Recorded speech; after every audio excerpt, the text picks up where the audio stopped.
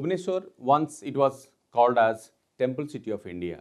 Of late, it has got a new recognition. Now you can call it the educational hub or educational city of this country.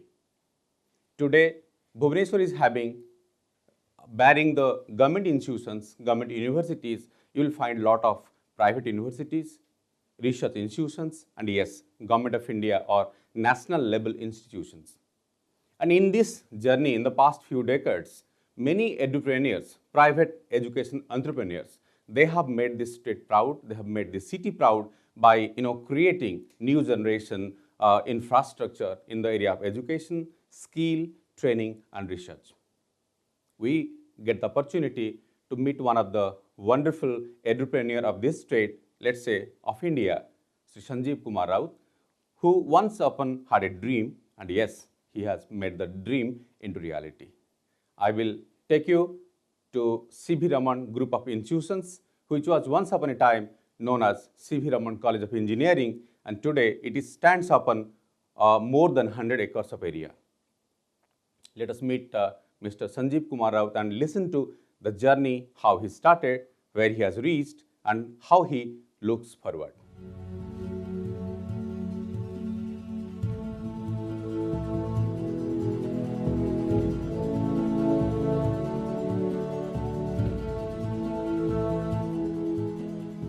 Please come, please. Thank you. So first of all, congratulations for building such a wonderful institution in Odisha and attracting people from all over the country. Thank you very much. So in 90s, you basically started this institution. Yes. You had a dream, of course. Yes, yes. So why did you want to become an entrepreneur instead of doing something else? Yeah, please come over there. We'll have a Sure. cup of tea and discuss.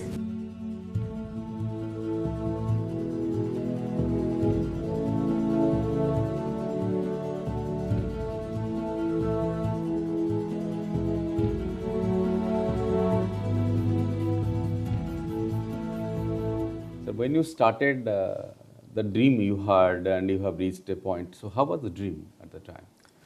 Actually, 96 when we started this college, that time the government of Odisha just opened up, allowing private entrepreneurs to set up engineering colleges.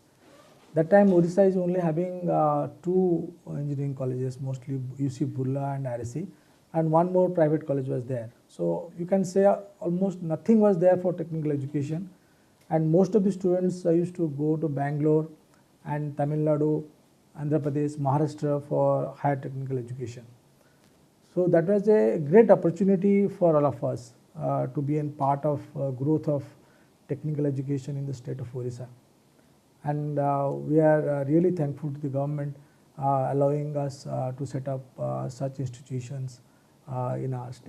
Was it interesting to become the first generation entrepreneur, especially in the area of technical education in Odisha? It was really challenging and interesting equally, because that time not much reference was there with us. In Odisha, only one private college has come up and no other colleges were there. So and we have to compete with government colleges and we have to get students from all over the country. So it was a big challenge for us how to develop such institution so that it will be acceptable by the people of India and Odisha, and it will be sustainable. Because engineering education that time was the need of the hour, and there was a economical growth started with the revamping of our economy. So investment came in and IT sector boomed. So a lot of employment they came. So a lot of students started getting job. So to prepare all the students, those who are suitable for industry, it was a big challenge because technology was fast changing that time. So we have to keep in our mind that whatever infrastructure we set or labs we set and curriculum you deliver, it should be at par or at line with the industry requirement. Right. So that was a big challenge. What if you can go back to those years when you started pursuing your dream? What exactly was the dream? Actually, I had little global exposure before that, and I have seen many of the global universities, institutions, their standard, their way of operation.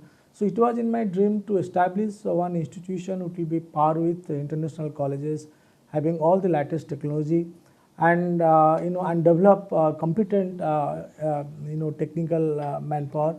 Because when I went to Cambridge and other very developed universities, I saw two different things. No doubt they have excellent infrastructure with all the latest technology, but the entire education process they deliver, they keep in their mind that first they have to develop a good human being. Yes, you had a dream in the 90s, and you had got certain exposure to the global market, especially with reference to higher education and technical education.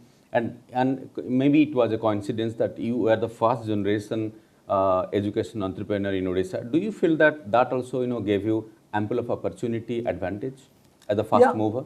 Yeah, that was a big opportunity for us to set up, because that time it was open, so you can set up your infrastructure, and there is a lot of flexibility giving to us from AICT and the government of Odisha to set up our campus in a temporary rented premises, and they given 4 years time to switch over from temporary to the new infrastructure. And when the first batch they graduated, and many of the students they went to USA, and many of them they got employment. That was really a cheering moment for us, because whenever we travel abroad, we see our students working in a very higher post, in vice president, or they have been entrepreneurs setting up their own industry, and that is the real pleasure we got. Yeah, I know. You have many stories to share with us, and I'll spend some time with you today. So let's finish the coffee, and you should take me around your institution and show me how you have built this institution. I'm done. Let's go around.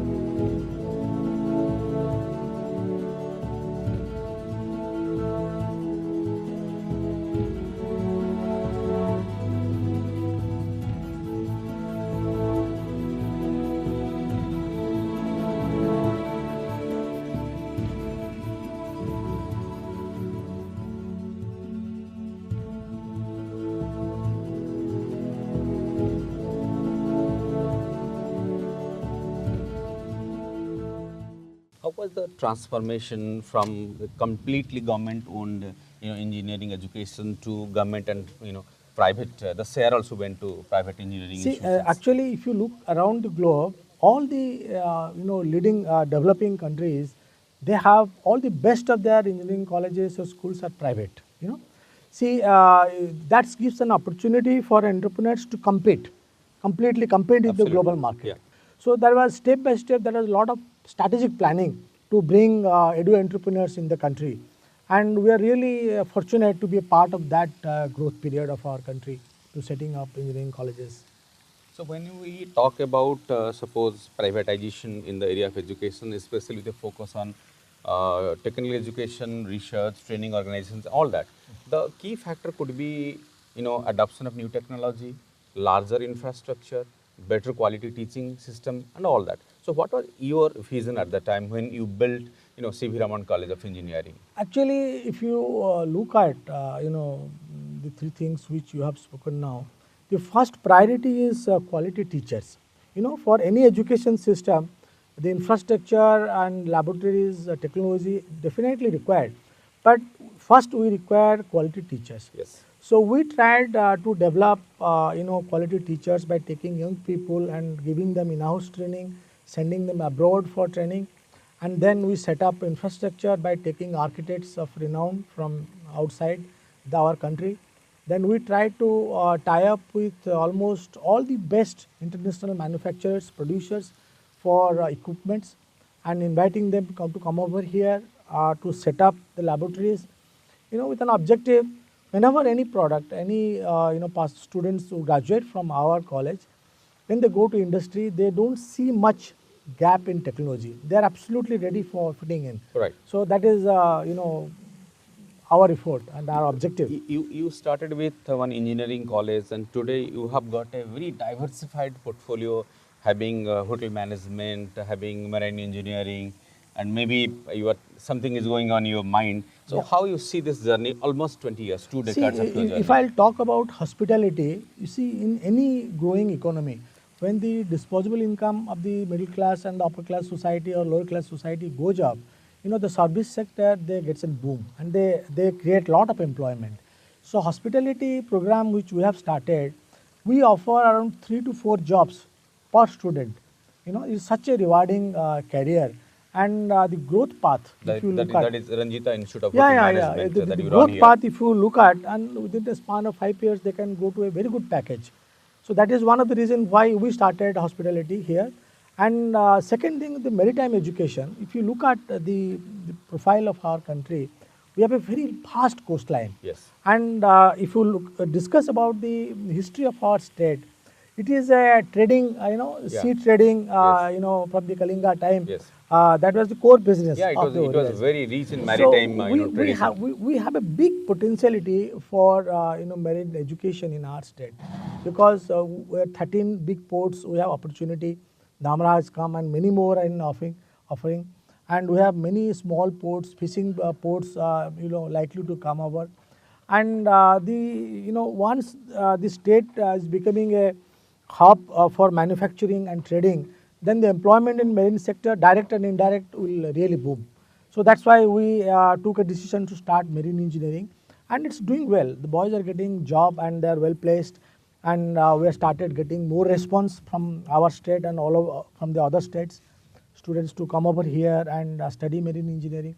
I think in case of marine engineering, CV Raman is one of the unique institutions in the whole Yeah, eastern we are the part only of we are the India. only institution in our state, and in eastern part we are very reputed institution in marine engineering, because we have all the latest labs like shipping campus, simulators, all automation, robotics. Mr. Raut, being a veteran of this field of education or edupreneurship, and being also one of the pioneer in the sector, how you compare, suppose these 20 years, the response of students and parents in particular, when the privatization came into force, and today after 20 years, what has been changed in the perception of the students and parents in general? See, there is a big change in the perception towards education, because earlier the government used to pay for all these education being offered by the government schools. Right. And when it became privatized, see, the students and the parents, they are paying for the entire services. Right. For the education. So the challenge is for the private education because they are being paid for their services, and they demand a better quality services from the institutions, and the students, they expect good quality delivery in education, in placement. So it is almost like any other service sector where you deliver the best. Yeah, and, you have get to the attention deliver. of the Yeah, customer. you have to deliver because you are being paid for all the services. They basically look at the placement scenario, how you are placing the students, and the accommodation facilities, how safe their children are, how better they are looked after. And the another thing, they also now they're looking at what is the value-based system the organization having, whether they are only producing technocrats, or they are developing students with human values. Right. So that's a very important factor nowadays. Students born middle class and upper middle class people are mostly coming, and very few students, those under the reservation category, they are coming for education.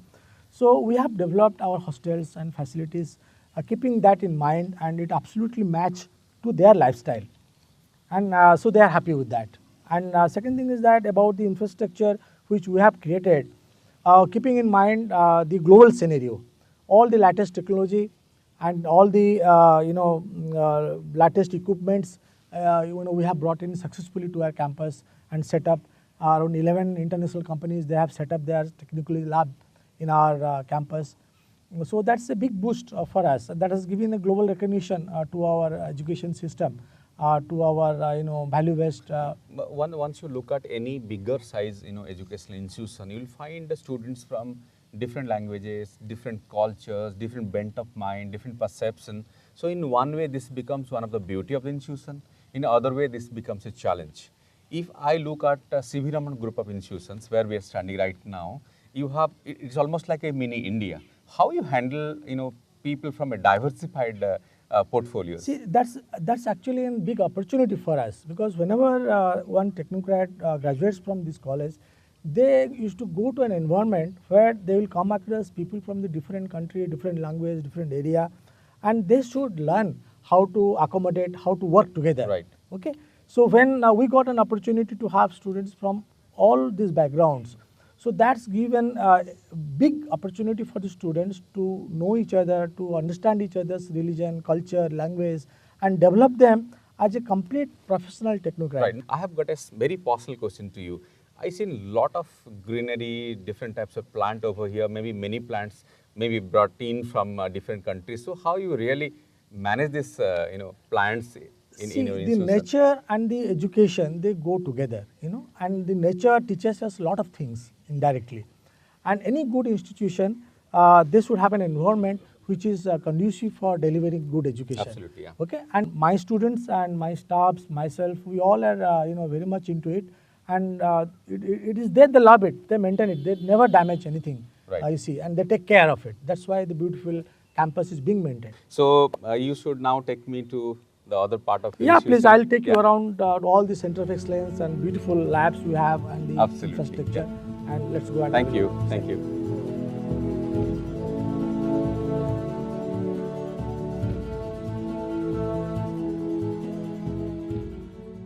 You were the first generation edupreneur in Odisha, especially in the area of engineering, and you have seen the entire journey of private engineering colleges, and it has come to a point. Maybe now a lot of serious thought has been put in because there are a lot many issues. So, what are the key issues you are facing today? see, actually, the education should not be confined to place or location. It should be opened up. It should be allowed to go all India. It should be allowed to go beyond that to get students, so that you get always quality students. You were referring about that the students are moving to other states, maybe like Karnataka, Tamil Nadu, Andhra Pradesh. there are What many- exactly the scenario in There Odisha are many today? many good institutions located in Tamil Nadu, in Bangalore and Maharashtra, and they are taking students from all over India. They are conducting their own entrance. They are getting foreign students. So in each 10,000 students, taking admission there, you find around 5 to 6,000 students are from Odisha and West Bengal. So we should now go to move to the next part. What you would like to show me next? I'll take you to SIPIN campus, to our marine department. I'll show you how beautiful the lab is, how real and how natural the training environment is. Please come and have a look. That will be interesting for me.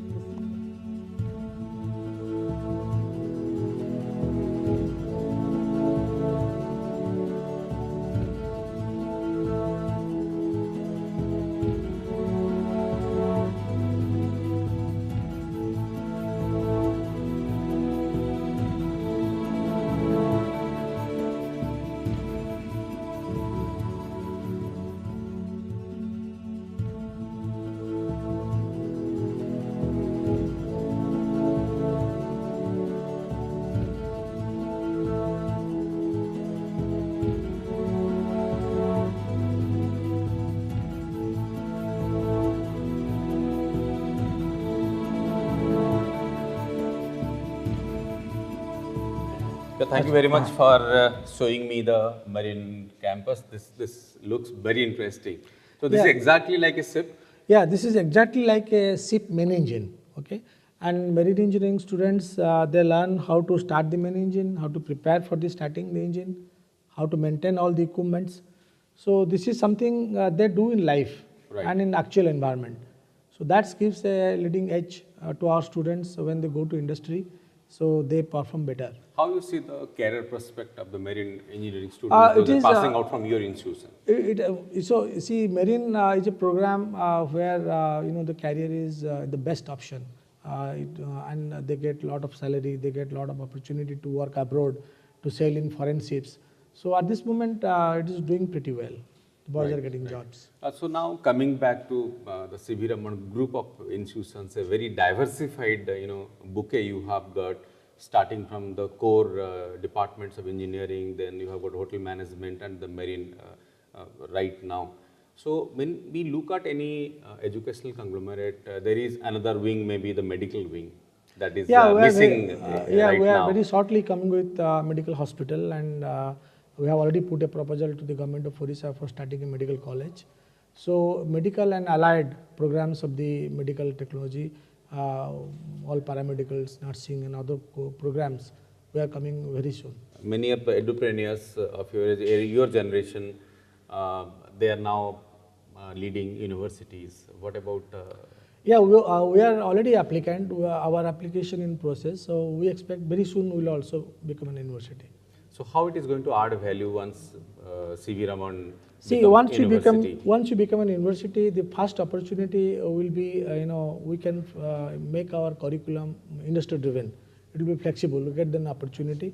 Then we can introduce a lot of programs, postgraduate programs and doctoral programs as per the requirement of the industry. So the best way we can serve the manufacturing unit, IT sector, and service sector, health sector. So much better way than what we are today. As you rightly said about giving a good industry orientation to the students, maybe once you become the university, we have seen a very good thing over here that there are so many center of excellence, which is giving an ample opportunity to the students to get exposure to industry-like environment. So, what was the plan, and how it is adding value to your institution? Look, now in our country, a lot of foreign companies from Germany, France, USA, they are coming and setting up their industry. And they are all coming with their latest technology. Right. So unless we train our students in that environment, so they will find it very difficult to sustain in the job market. So that's why I have invited many foreign companies here, like Bosch, Rexroth from Germany, Festo from Germany, Siemens, Fanuc. There are a lot of companies from Japan, Korea, Germany. They have come over and set up their technology lab. Those are world class, and whatever the best latest technology available, students get the exposure there. So by setting up such labs and giving exposure to students, boys are doing well in the industry. So they have no lag in knowledge. They absolutely fit into the industry requirement. Right. I also found, while visiting your institutions, I found that there is a lot of, exposure to automation through the Center of Excellence. Anything you would like to add about that? The next generation technology is, to control your entire process in your mobile, from your mobile. So that technology is coming very soon. We are on the process of setting up those labs, so that by the time industry start adopting such technology, our students are ready for that. Now we are talking about digital India, and you made the reference of Make in India, which is talk of the the subject the whole country is talking about. Now we are talking about Startup India. So in the Make in India context in particular, how you see the career prospects of the future engineers? Actually, that is one thing which absolutely lagging in our country. We have very few students community those who wants to be an entrepreneur. That is a big challenge for all of us. So we want more students to become entrepreneur, and once they become an entrepreneur, they create more jobs, so that students passing from engineering colleges, they have ample opportunity to work. But instead of doing that, if you all pass technical courses and run after job, then we find it difficult who will provide the job. Right. Yes. So that's why it is a good move, and it is a welcome move by our Honorable Prime Minister. So if that happens, you are talking about job creator. Yeah, job creator. Once you become an entrepreneur, you can create job. You can create job for your own friends. Yes. And everybody together, if you run after job, so who is going to provide you? So entrepreneurship is something which is absolutely, you can say, missing in our culture, and that has to be really incorporate in all the education system. So now coming almost close to our conversation, you start with an engineering college. Now it has grown up to a group of institutions. You are looking forward to make it as a university, one of the very relevant university of the country. So how you look forward next 10 years? See, next 10 years we'll have a lot of portfolio addition. We'll have medical college. We'll have an university. We'll have skill. We are in a big way into the skills. But in all our offerings of technical education and higher education, our core focus will be to develop them as a good human being and excellent person along with all the skills. So we want to see 10 years beyond that this group, the CV Raman College and its group of institutions, will be a value-based educational institution in this country. Right. All the best. All the best. We were talking to Mr. Sanjib Raut, the founder and chairman of CV Raman group of institutions, who categorically focused on that. To build a good institution, you have to focus on life skills, social skills, and human values. That's a wonderful statement he's made, and we wish him all the best. We wish CV Raman group of institutions all the best.